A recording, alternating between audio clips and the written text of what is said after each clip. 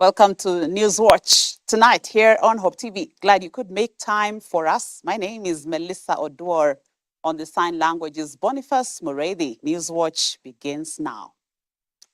The government has pledged to work with the private sector to actualize the universal health coverage UHC goal in the country, highlighting the significance of strong investment in local pharmaceutical production and medical supplies. President William Ruto made the remarks while commissioning the MEDS Microbiology Laboratory in Syokimau, Machakos County, where he emphasized that this step will enable Kenya to competitively manufacture drugs for the domestic market, enhancing universal access to quality healthcare. And as Grace Ahati now reports, the government has also promised to review the tax regime and the cost of doing business in the health sector, as well as prioritize the purchase of medical supplies from local manufacturers to support the growth. President William Ruto has commissioned the country's second microbiology laboratory, which is set to enhance testing for microbial contamination in medical products. The private laboratory, which is located at Syokimau, Machakos County, is set to complement services offered by the National Quality Control Laboratory, the only public chemical testing laboratory in the country, which has been offering assistance to other pharmaceutical companies. Speaking while commissioning the state-of-the-art facility, Ruto noted that the private sector is key to attainment of universal health coverage UHC in the country. The government will work with the private sector to actualize universal health. We will review the tax regime and cost of doing business in the pharmaceutical sector to make Kenya a regional pharmaceutical manufacturing hub. And as I said, apart from what we will be doing in our special economic zones, apart from ensuring that we prioritize local manufactured commodities in our purchase, we will also continuously work with R&Ds to make sure that we not only supply our medical commodities to Kenya, but we also have a hub around here, so that we can supply to the rest of the globe. According to him, the government will thus review the tax regime and the cost of doing business in the health sector, as well as prioritize the purchase of medical supplies from local manufacturers to support its growth. Going forward, local manufacturers take precedence over imports, with 36% of that being directly from local manufacturers. Local manufacturing is essential to UHC. Lowering the cost of drugs and medical supplies will make the system sustainable, it will make it affordable, and it will make it work for everybody. The president further highlighted that the government has adopted advanced technology to curb corruption and the wastage of health resources, declaring that technology will enhance the transparency and accountability in the National Social Health Insurance Fund NSHIF, formerly the National Hospital Insurance Fund NHIF. The era of wastage and pilferage and theft and corruption must be firmly behind us. And we want to leverage on technology. We are willing as government to support MEDS in the rollout of technology. If you need our support around technology to make sure that you manage your ecosystem from supply from one end all the way to delivery on the other end. We are currently working with KEMSA to make sure that technology becomes part of the equation and becomes an enabler. Later on, the president inspected the progress of the 3,500 units high-rise affordable housing project in Kibra, noting that the government is on course to offering decent shelter to the people of Kibra and other informal settlements across the country. Reporting for Hope TV Newswatch, I'm Grace Ahati.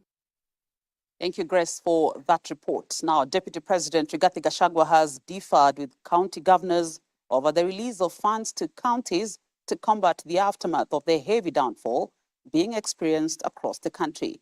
According to Council of Governors Chair Anne Waiguru, the government was yet to release the 62.58 billion shillings it had promised to the counties.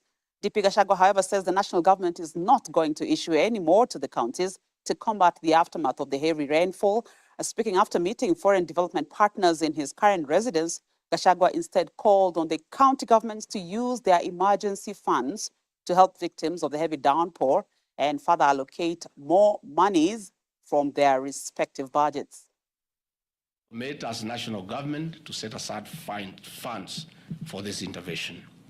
We did appeal to the county governments also to consider channeling funds for this intervention. However, there has been a misconception that some county governments have been waiting for the national government to give them money for this intervention. That is not the case. The national government would provide funds through the county coordination teams. The development partners and humanitarian agencies will do the same, and we expect the county governments to do the same. We are therefore a little bit shocked when we see governors complaining that they are here to receive money for El Nino from the national government. Such money is not forthcoming. They are expected to use emergency money within their financial provision and to reallocate money within their budget to intervene for the people that they govern. To date, we wish to state and clarify that county governments have not received any allocation from the national government to go towards mitigation measures for El Nino. As a matter of fact, counties are owed a total of 62.58 billion from the equitable share that is yet to be disbursed as follows. 13 counties are owed 10.17 billion for the month of September. 27 counties are owed 19.64 billion for the month of October. And finally, all counties are owed 32.76 billion for the month of November. The Cabinet Secretary for Labour and Social Affairs, Florence Bore, has officially launched the second International Conference on Child Protection happening at Daystar University in Nairobi. Speaking at the three-day conference, CS Bore said children worldwide experience different forms of violence, sometimes within safe environment and in the hands of their most trusted people, hence the need to protect children from violence. Nicholas Kivite reports. Speaking during the event, Labour and Social Protection Cabinet Secretary Florence Bore said a survey conducted by the ministry this year had shown that more than 50% of children in Kenya have experienced at least one form of violence. Bore added that children who are victims of violence are negatively affected in their lives. In this survey, it revealed that over 50% of children have faced at least one form of violence in their lives. The consequences of these forms of abuse have got far-reaching negative impacts on our children. Bore has noted that the government of Kenya, through her ministry, has planned ambitious strategies to deal with cases of violence against children. She has further added that her ministry will continue facilitating an accessible child-friendly justice system and enhance mechanism for online child protection. The government's efforts of protecting children will continue to gain more traction through the scaling up of child-inclusive social protection services, facilitating accessible child-friendly justice system and enhancing mechanisms for online child protection.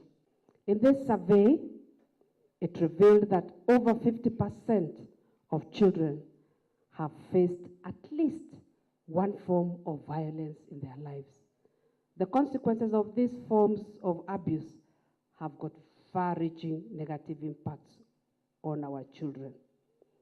And drawing from the survey findings, government was able to develop the National Prevention and Response Plan 2019 to 2023.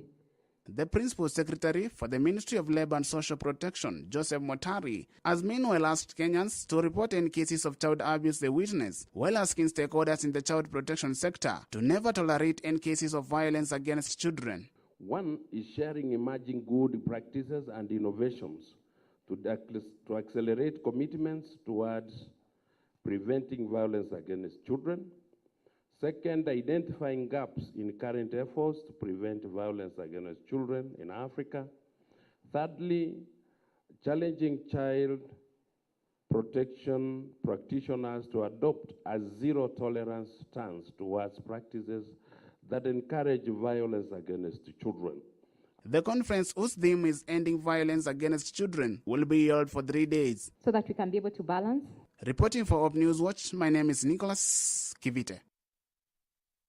Now, 2 of the suspects who killed a police officer and injured another before robbing them of their rifles have been killed near the Kenya-Ugandan border.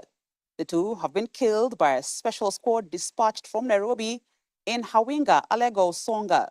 According to the police, the suspects had moved from Wanga Hills near the border to the area where they were confronted. The Director of Criminal Investigations, Mohammed Hamid, had said an AK-47 rifle, an MP5 with 60 bullets that had been stolen from the police officers were recovered. The hunt had been extended to the border after the 3 men believed to have been behind the incident in Siaya were spotted in a village in neighboring Busia County. So these officers have been busy combing the area, and today they had a breakthrough of 2 of the assailants who engaged police officers, but they were neutralized.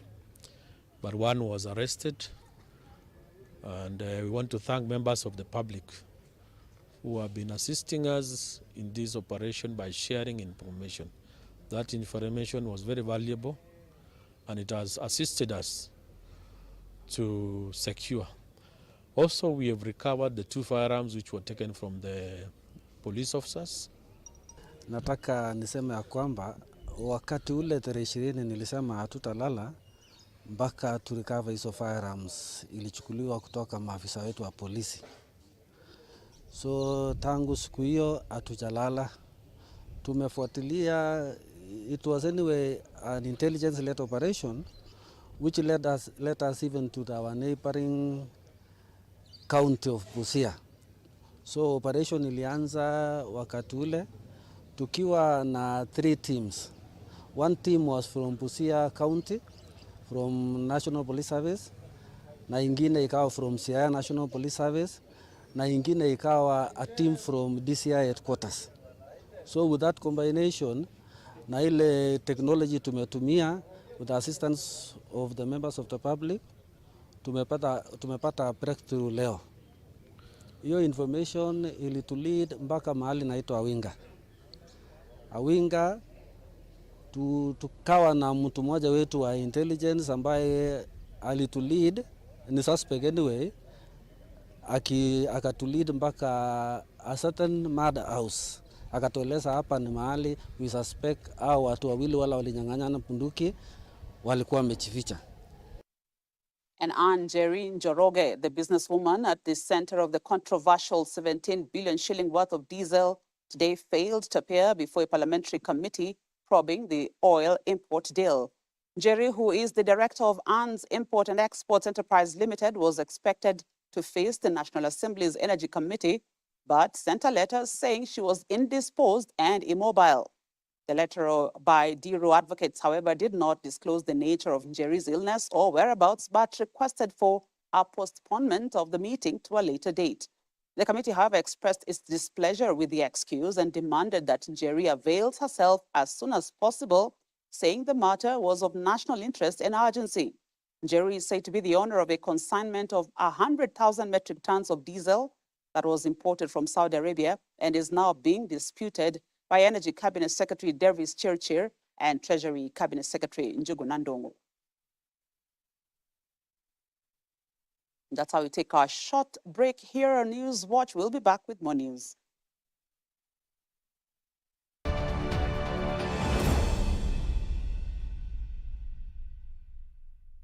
Get ready for the most electrifying gospel event of the year, Praise Atmosphere 2023, on the 9th of December at Sitam Karen, Nairobi, from 2 p.m. onward, featuring Evelyn Wanjiru, Prosper Ochimana from Nigeria, Rehema Simfukwe from Tanzania, Edith Wairimo, Celestine Donkor from Ghana, Wilberforce Musyoka, Solomon Mukubwa, Kestin Bogo, and Sharon Ishavuka from Kenya. Regular tickets are available for just 1,000 shillings, 2,000 shillings at the gate, and for the children 3 to 12 years, it's only 500 shillings. VIP and VVIP tickets are also available. Visit www.praiseatmosphere.com/events or use paybill number 800-8575 account Praise. Praise Atmosphere 2023, uniting hearts in worship. In order to keep hope alive in the airwaves, Hope Media has a couple of initiatives. Friends of Hope. Friends of Hope is you and I forming a team of well-wishers and volunteers who give in cash and kind to support in spreading the gospel at Hope Media. Currently, Hope Media is running a campaign under Friends of Hope dubbed 100 for 1. Through the campaign, Hope Media is asking Hope FM and Hope TV listeners and viewers to give just 100 shillings in order to reach one more soul with the message of hope and the gospel. Engage with us on our social media platforms at Hope FM Live and at Hope TV Kenya. Kuwa rafiki mso leo.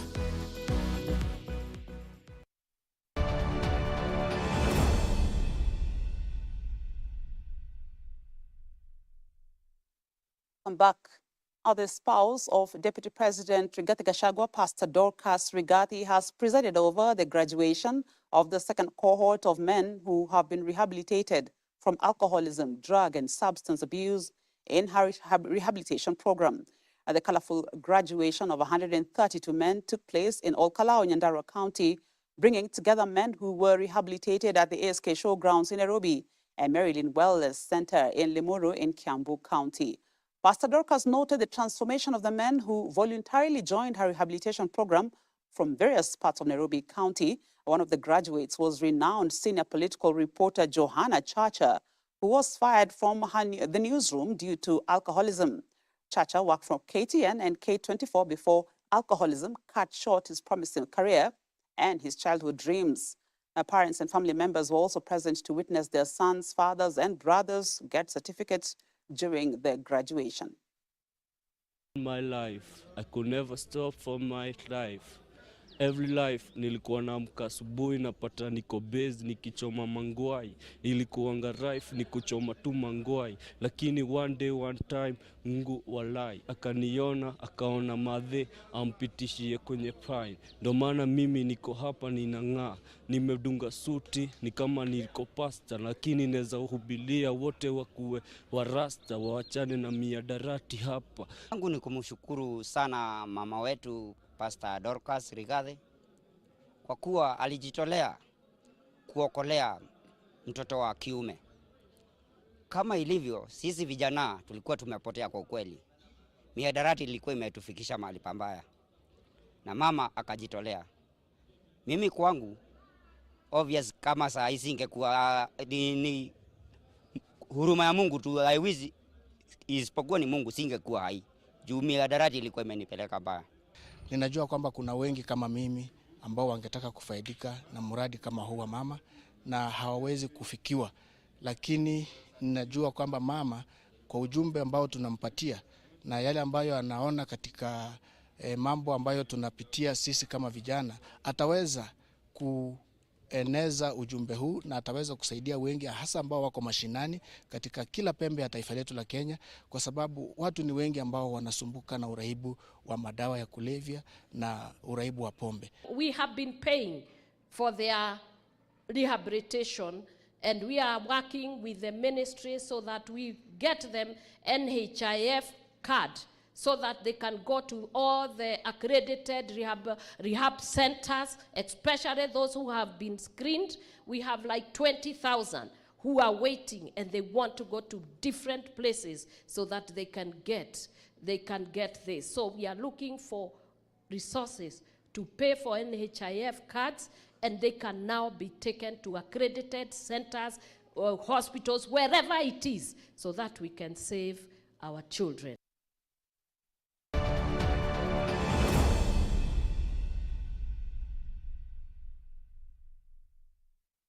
Get ready for the most electrifying gospel event of the year. Praise Atmosphere 2023 on the 9th of December at Sitam Karen, Nairobi from 2 p.m. onward, featuring Evelyn Wanjiru. Prosper Ochimana from Nigeria. Rehema Simfukwe from Tanzania. Edith Wairimo. Celestine Donkor from Ghana, Wilberforce Musioka, Solomon Mukubwa, Kestin Bogo, and Sharon Ishavuka from Kenya. Regular tickets are available for just 1,000 shillings, 2,000 shillings at the gate, and for the children 3 to 12 years, it's only 500 shillings. VIP and VVIP tickets are also available. Visit www.praiseatmosphere.com/events or use paybill number 800-8575, account Praise. Praise Atmosphere 2023, uniting hearts in worship.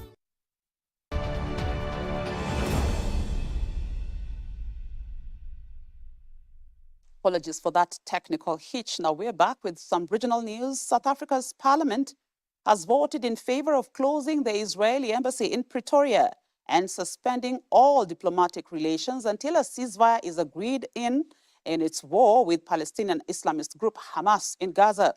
The largely symbolic resolution now awaits President Cyril Ramaphosa's government to implement it. It comes a day after Israel recalled its ambassador for consultations. Meanwhile, President Ramaphosa has urged the ICC to issue an arrest warrant for Prime Minister Benjamin Netanyahu by mid-December. 2 South African citizens are among those killed, and 1 was taken hostage when Israel launched a major military campaign in Gaza in response to a cross-border attack by hundreds of Hamas gunmen on the 7th of October, which led to at least 1,200 deaths and about 240 others taken hostage. House Chair, I hereby move that we make amendments in this very important motion. In paragraph 9, be amended with the insertion of the following words after Israel, that is in the last line, which will read as follows, I open quote, until a ceasefire is agreed to by Israel and Israel commits to binding United Nations facilitated negotiations whose outcome must be a just, sustainable, and lasting peace, close quote. I rule as follows that the amendment is in order, as it only seeks to clarify the circumstances of the closure of the Israeli embassy and the suspension of diplomatic relations. The ANC in physical attendance here were 43. On the virtual platform, we are 157, which totals up to 190 voting in full support. Thank you. In the House, we have 10 members. Online, we've got 57 members, totaling to 67 voting against the amended motion.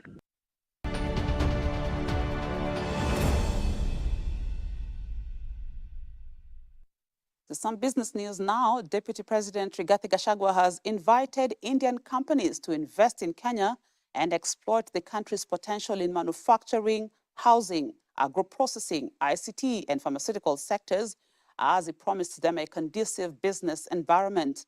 Speaking during a meeting with Shri V, Minister for State for External and Parliamentary Affairs in charge of the African Republic of India at Karen, Nairobi, the Deputy President said Kenya is a safe and lucrative investment destination for entrepreneurs.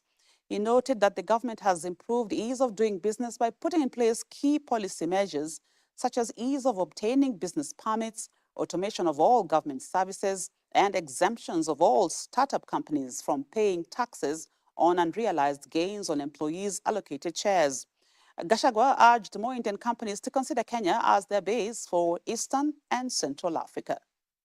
India and Kenya, as Your Excellency knows, we have a very long association of people-to-people connect.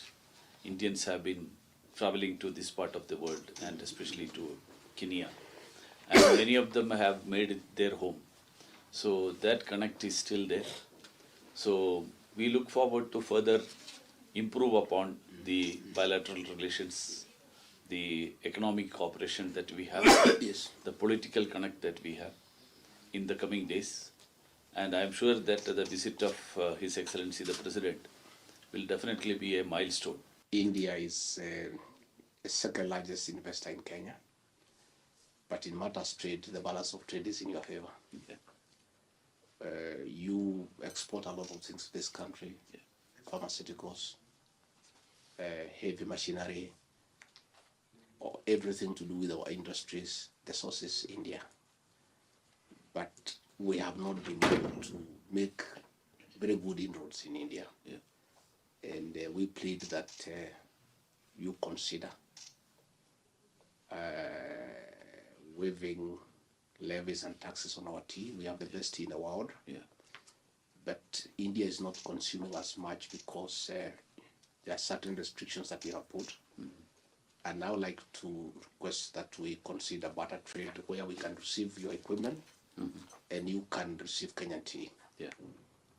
Again, India offers medical tourism for our country. A lot of Kenyan patients with complicated diseases come to India, and we really want to thank the country for that. Correct. We want to invite business people from India to come and put up hospitals here so that your expertise and technology in the medical world can be utilized here. Instead of people traveling all the way to India, we can have Indian hospitals partnering with us to come and invest here so that our people can benefit from that technology and your medical expertise from here within the country. And aggregation and industrial parks will now be set up in 18 counties after the national and county governments appended their signatures to an intergovernmental agreement. The exercise has been presided by Council of Governors Chairperson Oduor and Investment and Trade Cabinet Secretary Rebecca Miano. This means that the national government will contribute 250 million shillings, while the devolved units will match with the same amount. According to Governor Oduor, the move is meant to create jobs and spur economic growth. The county aggregation and industrial parks are also known as KIPES and are envisaged to unlock the immense potential within both the manufacturing and agricultural sectors, leading to increased employment, enhanced farmers' income, and export of agro-processed products.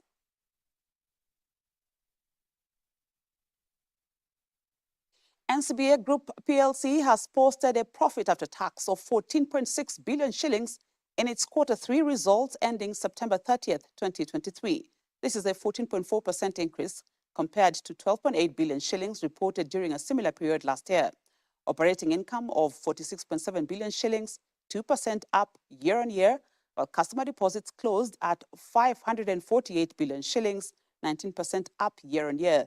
While releasing the Q3 financial results, NCBA Group Managing Director John Gashora attributed them to focus on the group's key strategic priorities, among them the turnaround strategy in Tanzania and accelerated growth in Uganda and Rwanda to support customers and grow shareholder returns.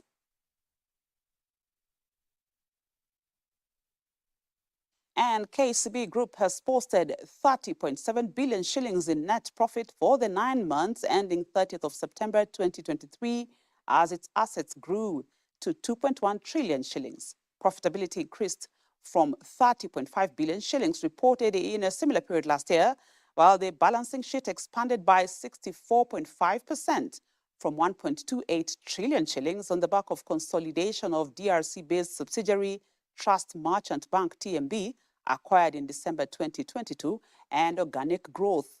KCB Group CEO Paul Russo said the first 9 months of the year were difficult due to a tough operating environment that negatively affected customers. However, diligent implementation of its strategy has seen the group close the 16% gap in profit before tax from Q2 performance due to focus on speedy and sustainable resolution of customers' pain points and ring-fencing the business to guarantee long-term growth.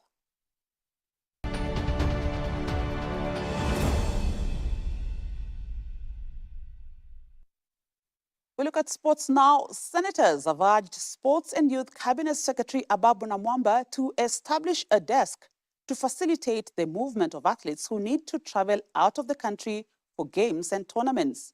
The senators have further urged the Cabinet Secretary to help the athletes to invest their funds won during the tournaments in meaningful ventures and for their retirement. CS Namwamba has assured the legislators that the government has eased the process of passport acquisition for all Kenyans and have placed a request for special diplomatic visas for the athletes as Kenya's key ambassadors. I would urge the CS, especially to have a desk in his office within the ministry for the young athletes, because sometimes they get invitations to go and run out of the country, but it takes time for them to access or to get the passports. So it is important that you set up a small desk UL between yourselves and AK so that, you know, they don't miss an opportunity to go and show the talent and make money. So it's important that you have a desk to assist, even if they don't have money. You know, sometimes we contribute as leaders from those regions to give them money for processing passport. I hope the new fees that were proposed by the CS Kindiki they'll go back to the old rates because of our youth. Second, Honorable Speaker, I also want the CS to tell us what plans does he have, especially for the athletes who go around outside there, they get maybe token, they make some money, and then after a while, you know, some of them, they don't have knowledge in terms of investments. The ministry should be able to assist in conjunction with the county government so that we can have maybe even partner with local universities or local colleges around the region so that we can impart knowledge in terms of investments, in terms of entrepreneurship, so that they can invest. Because this is a seasonal talent. Maybe by the time you are 40, 38 years, or you get an injury, you know, it becomes the end of you in nurturing that talent. So what plans do you have to impart knowledge so that they can do investment, that they can have quality life after retiring? CS. Thank you, Honorable Speaker. On the issue of easing travel for athletes, I want to admit that previously this has been a major challenge for our athletes traveling out of the country. There have been challenges with the processing of passports, processing of visa. But I'm glad to report to the House that the reforms that have been undertaken by this administration in the last 1 year have greatly eased the process of passports. And it's now faster, it's now easier, not just for athletes, for Kenyans generally to access passports. That is something really we must applaud the State Department for Immigration. Honorable Speaker, specifically for sportsmen and women seeking to travel out of the country, the ministry has made itself available to make interventions anytime that is required. And the under-18 national team Junior Stars are intensifying their training ahead of the CECAFA Under-18 Boys Championship set to commence on the 25th of this month to the 9th of December 2023 in Kisumu and Kakamega. Kenya has been placed in Group A alongside Somalia, Rwanda, Sudan, and Djibouti, while Group B consists of Tanzania, Zanzibar, South Sudan, and Uganda. All Group A matches will be played in Kisumu, while Group B matches will be in Kakamega. The winners of each group will face off against the runners-up in the next round, which will be the semi-finals that will take place on the 5th of December in Kisumu. Kenya will kick off their campaign against Sudan on the opening day at 3 p.m. in Kisumu. Nafikiri timu tutachukua, kila Mkenya atakubali kwa sababu ukiangalia wachezaji ni wengi, lakini wachezaji saa zingine utapata mchezaji ni mkubwa, lakini tumechukua wachezaji wale wanatakana kucheza kwa hiyo CECAFA Under-18. So nafikiri tumechukua the best. Kwa sasa hizi hakuna injury, ukiangalia vijana wote wako fiti na vijana wote wako ready kucheza hiyo game na tuko home. So tuna prepare kushinda kikombe kwa sababu hatuwezi kuwa home na bado tunataka kutolewa mapema, lakini tunajaribu kupusha vijana tuweze kufanya vizuri. From my position nasema training imekuwa poa. Kuna hiyo bond imeingia tayari. Tumeanza kuzoeana the way we play. So coordination iko fit, yani kila kitu iko poa, iko ready. That's how we end Newswatch tonight. Many thanks for your company as we brought you today's newscast. I have been your anchor, Melissa Oduor. On the sign language has been Boniface Moredi. Have a blessed night.